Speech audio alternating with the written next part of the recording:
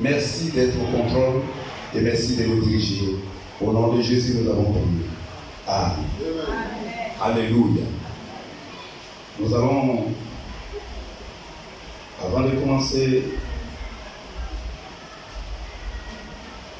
lire un passage biblique tiré donc du livre de Ruth.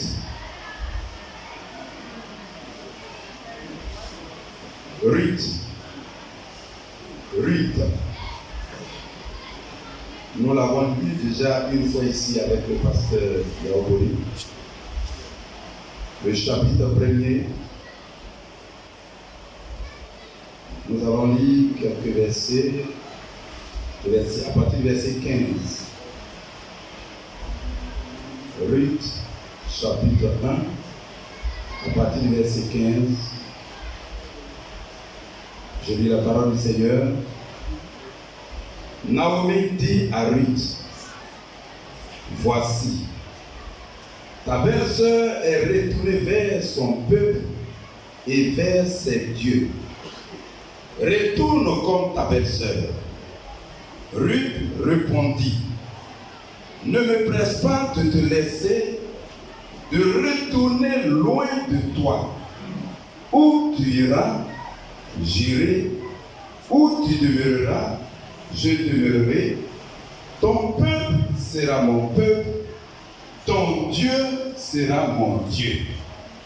Où tu mourras, je mourrai, et j'y serai enterré. Que l'Éternel me traite dans toute sa rigueur, si autre chose que la mort vient à me séparer de toi. Naomi, la voyant décidée à aller avec elle, cessa ses instances.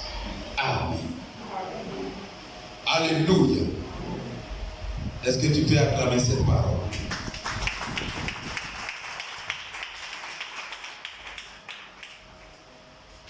Peut-être que je venais à cœur d'utiliser ce matin.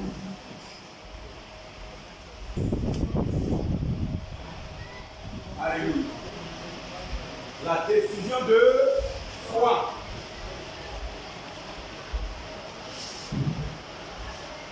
Vous voyez, la vie chrétienne est faite de décisions.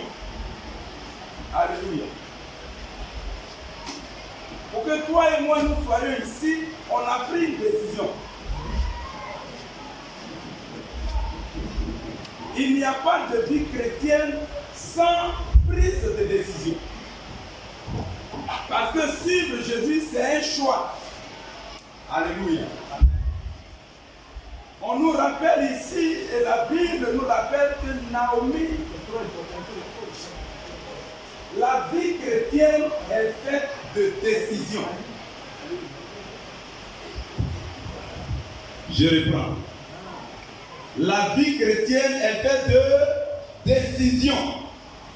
Il n'y a donc pas de vie chrétienne sans décision. Celui qui veut suivre Jésus, il doit donc prendre une décision. Amen. C'est un choix. Et Naomi nous rapporte ici, au verset 18, que voyant Ruth, sa belle-fille, décidée à aller avec elle, elle cessa ses instances. C'est-à-dire, la volonté qu'elle exprimait pour qu'elle puisse aller dans son pays, elle a arrêté. Parce que, frères et sœurs, Ruth est en train de dire, dès l'instant qu'elle décide de s'attacher au Dieu de Naomi, Naomi a compris que là, ce n'est plus un jeu. Elle est le Moabite. Amen. Or, les Moabites, ils adorent un Dieu païen. C'est un peuple même païen, bien qu'il soit issu de la lignée. Mais c'est un peuple païen. Mais regardez-moi, celle qui était considérée comme une païenne prend une décision de victoire. Alléluia. Que je peux appeler ici la décision qui suscite l'intervention divine. Quand tu vas dans le livre de Matthieu, chapitre 1er, vous allez voir marquer le nom de cette femme à cause de sa décision. Une décision que tu prends peut engager ta destinée de manière favorable ou en bien, comme de manière défavorable en mal. Alléluia. Chacun de nous a pris des décisions ici qui nous créent aujourd'hui des problèmes. La décision que tu prends pour te marier, bien aimé écrivain, ça t'engage. Ruth, quand tu as dit ici oui, là, ça t'engage. Amen. Quand on a pris la décision de suivre Jésus, on pensait qu'au début, dans ma première conversion, je me disais, quand on choisit de suivre Jésus, on ne tombe pas malade. Mais oui, Dieu est là. C'est un débat ici. Je dis non, quelqu'un qui a choisi Jésus ne peut pas tomber malade. Mon zèle était tellement à un niveau. Mais il fallait que moi-même je tombe malade pour que je comprenne.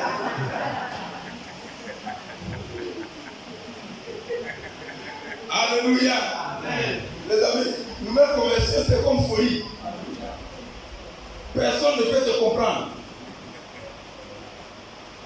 Quand mon épouse m'a envoyé ici, j'étais d'abord, quand on est arrivé nouvellement, j'ai dit, mais pourquoi m'envoie dans la boue? Frère, toi tu es à l'aise, ce n'est pas comme ça. Hein? On était en bas des barres. Quand il pleut, il tombe sur nous. Les gens pensent que bâtir là, c'est. On s'en va bien encore.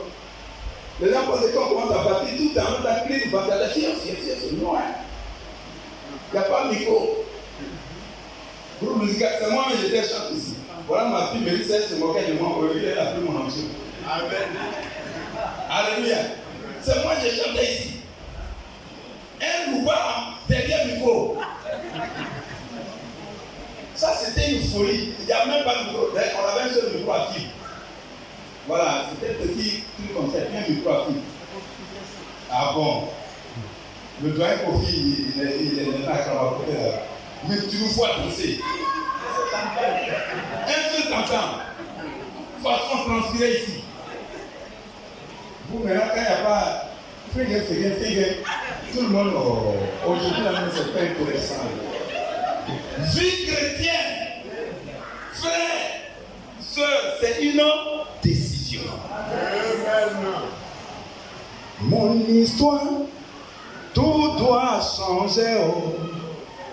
Par le nom de Jésus, oh, tout doit changer. Amen, amen. Tout doit changer. Par le nom de Jésus, tout doit changer. Amen, amen. Ton histoire, tout doit changer. Oh. Par le nom de Jésus-Christ, oh, tout doit changer. Amen, amen. L'histoire, tout doit changer. Par le nom de Jésus, tout doit changer. Amen, amen. Aujourd'hui, ton histoire, tout va changer. Oh. Par le nom de Yahweh, oh, tout doit changer. Amen, amen. Sois béni.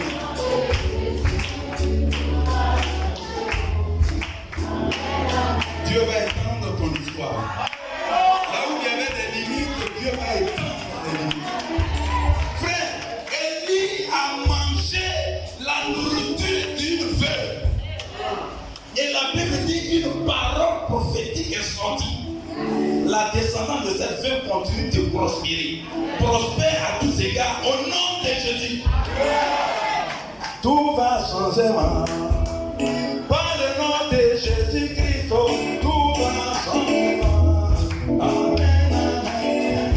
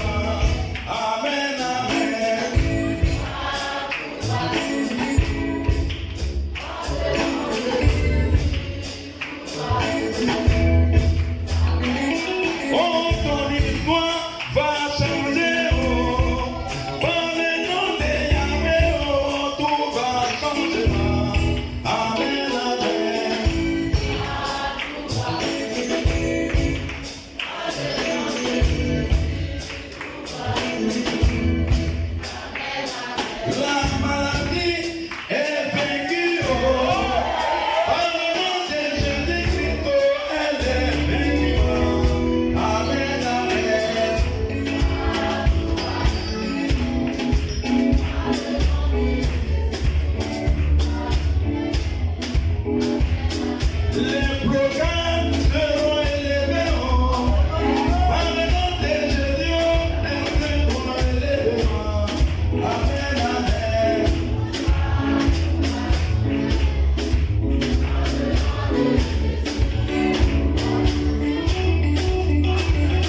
La malédiction s'est brisée. Par le nom de Jésus, elle est brisée. Amen, amen.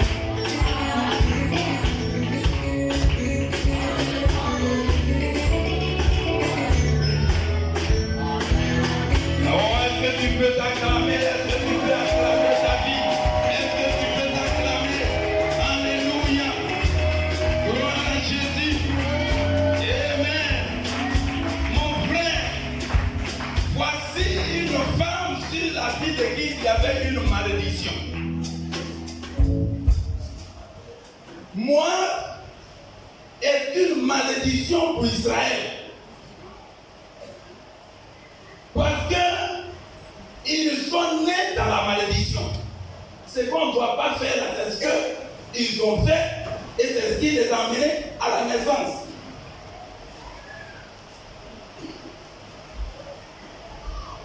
Je ne sais pas comment tu es né. Frère, moi je suis né dans une famille idolâtre. Ce n'était même pas évident que je puisse parler de Jésus. Mon père ne connaissait pas Jésus. Ma mère ne connaissait pas Jésus. Nous on adorait Boré-Bo.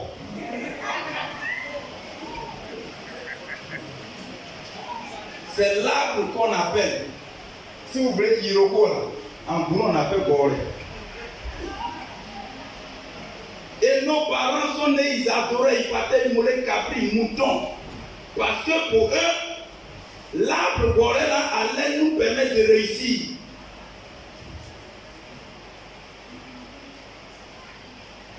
Tous mes autres frères, aujourd'hui, il n'y a plus personne qui travaille encore sauf moi.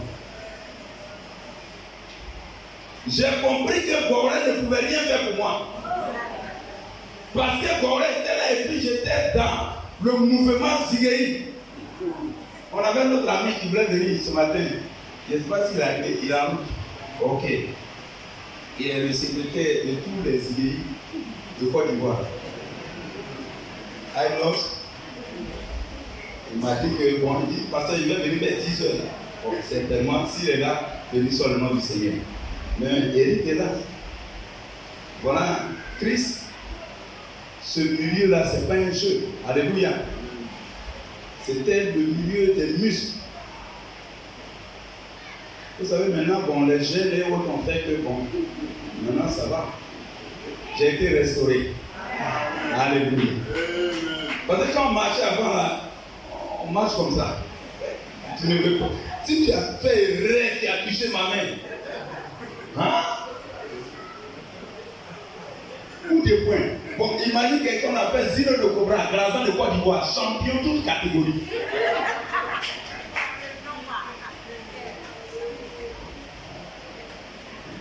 Nous, la particularité, c'est que j'aimais faire des faciales. C'est-à-dire, on trace comme ça. Hein? Je peux m'asseoir.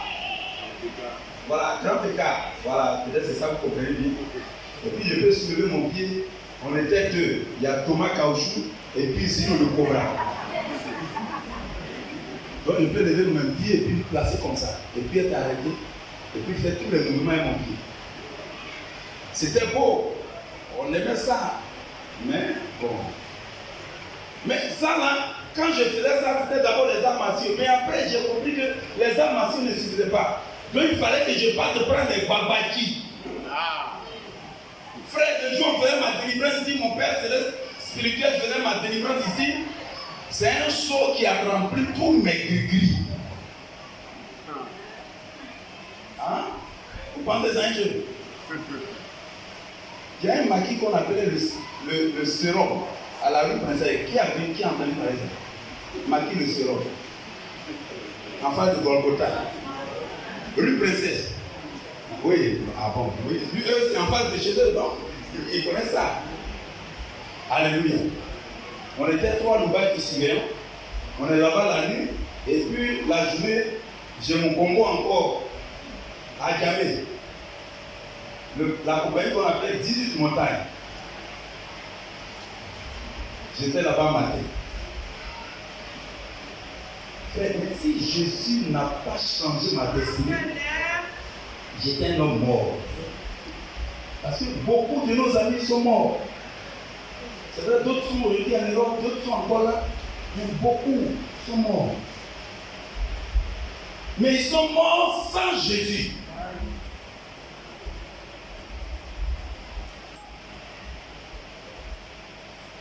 Je bénis Dieu pour mon frère Eric qui est là, pour Christ.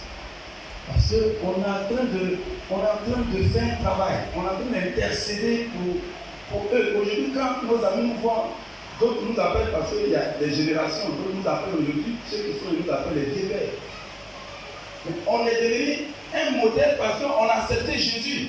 Aujourd'hui, quand ils me voient là, pasteur, mais Dieu est glorifié. Pourquoi? Parce que j'ai pris une décision.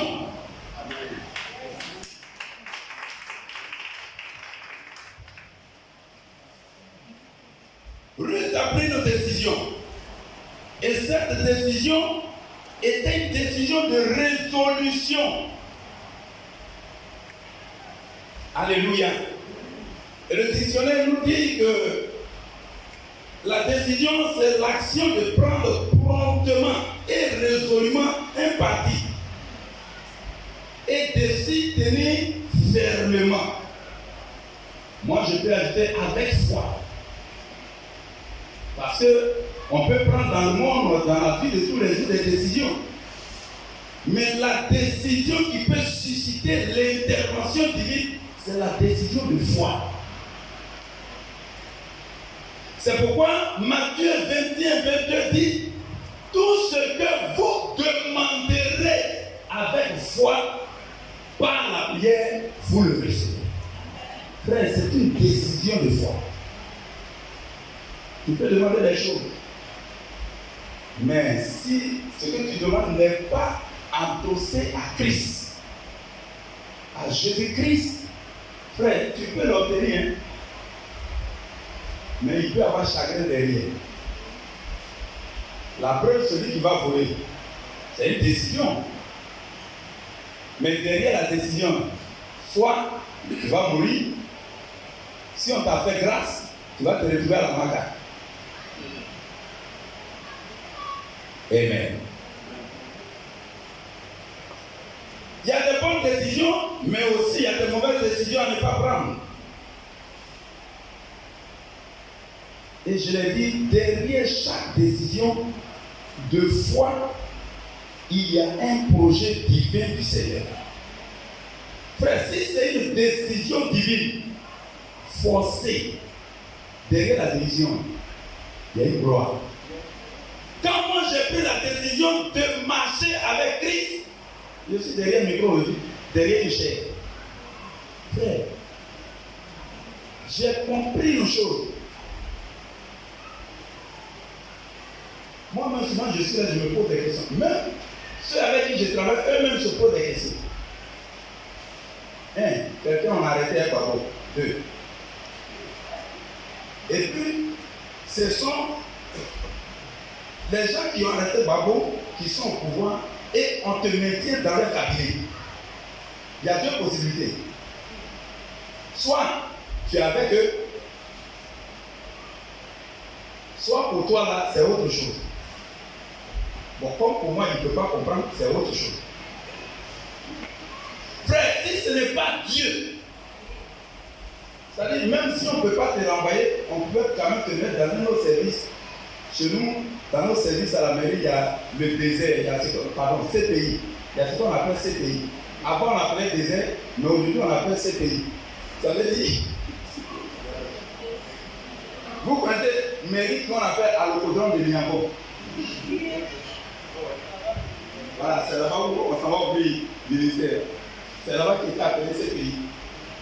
Ça veut dire qu'on ne veut pas. Là-bas, il y a un arbre, il y a un bureau, mais il y a un arbre. Tu n'as pas de bureau. Donc, vous allez peut-être assis en bas et manquer là-bas. C'est vrai, on vous paye. Hein? Bon, vous n'avez plus d'avantage, mais quand même, on vous paye. Mais vous êtes assis là-bas quand même. On était 3 au cabinet. Malheureusement, il y a la secrétaire qui est décédée. Et puis, de décembre passé, le doyen avec qui j'étais, lui, il allait à la retraite. Donc, je suis maintenant seul. Humainement parlant. Mais quand Élisée a prié pour Géasi, parce que la main de Syrie avait entouré Israël, la Bible dit les yeux de Géasi sont ouverts. Géasi a vu l'armée de Syrie de manière physique, comme je vous vois. Mais quand Dieu a ouvert son esprit, on parlera de ça le mardi précisément. La Bible dit, il va voir une multitude de soldats qui encadraient Israël. Souvent, quand on n'a pas pris la vraie décision, on est limité. Mais quand tu as pris une décision de vie, Dieu ouvre ton esprit. C'est ce que l'homme de Dieu nous amène à comprendre en disant fortifions notre homme intérieur. Quand ton homme intérieur est fortifié, tu as la révélation des choses spirituelles. Ça veut dire que tu n'as pas peur en prenant une décision de s'attacher à Dieu. C'est pourquoi quand elle me disait, il dit, mais monsieur Diobi, vous faites comment? Quand je vous vois, il y a une énergie spirituelle, il y a une forte énergie que tu dégages. Je dis, oui, c'est Jésus. Amen. Frère, attends, qu'est-ce qui fait de toi un mortel qui n'a pas peur de sortir? Sortir au village, il peut te manger comme sous bien, tranquille. Mais ce qui nous rassure, nous enfants de Dieu, c'est parce qu'on a pris la bonne décision. Amen. Frère, quand tu as accepté Jésus, c'est assurance plus que tout risque. Amen. Alléluia. Amen. Il y a des gens qui continuent encore d'hésiter. Il y a des gens qui continuent encore de dire, bon, écoute, pour le moment, je vais marcher un peu avec Jésus, mais je vais faire les sacrifices. Vous voyez, le sortir de mon village a dit, si on ne fait pas sacrifice de mouton là, il y a quelqu'un qui va mourir dans notre village. Moi, je ne veux pas faire partie de celui qui va mourir. Donc, bon, si je ne fais pas, mais je vais donner au moins mon argent. Frère, tu as perdu confiance en Jésus? Ou tu as confiance, ou tu n'as pas confiance en lui. Le sorcier peut attaquer le chrétien parce qu'il a attaqué Jésus-Christ. Mais est-ce que celui qui a attaqué Jésus-Christ a atteint ses objectifs? Non. Et il a dit, ce qui est fait au bois vert qu'il est, cela sera aussi fait au bois sec. Donc, si on a attaqué Jésus, qu'on n'a pas pu vaincre Jésus, ça veut dire qu'on peut m'attaquer. Mais, la Bible dit, le malheur atteint souvent le juste, mais l'Éternel en délivre toujours. Frère, voici l'assurance du chrétien. Ils te feront la guerre, mais ils ne te vaincront pas. Les gens, eux, pensent que le fait que quand tu es malade, comme je l'ai dit tantôt, on pense que c'est parce que Dieu n'est pas avec nous. Frère, Job est tombé malade. Est-ce que Dieu n'était pas avec nous? Où est le problème? Élisée, de qui on est en train de parler, la Bible dit Élisée est tombé malade, il est mort. C'est son cadavre même qui a résisté cadavre.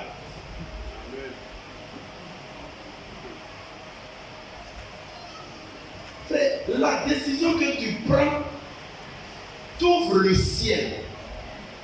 Alléluia. Frère, c'est parce que Ruth a pris une bonne décision qu'elle peut rentrer dans la révélation de la destinée ou de la lignée de Jésus-Christ.